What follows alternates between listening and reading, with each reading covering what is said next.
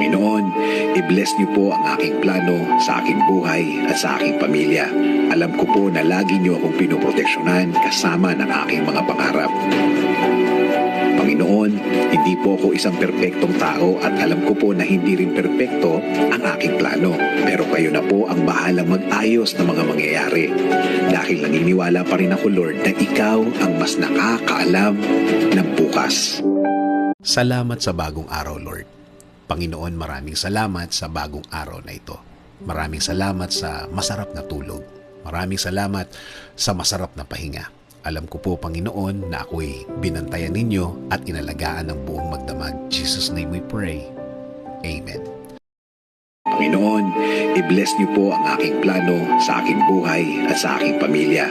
Alam ko po na lagi niyo akong pinoproteksyonan kasama ng aking mga pangarap. Panginoon, hindi po ako isang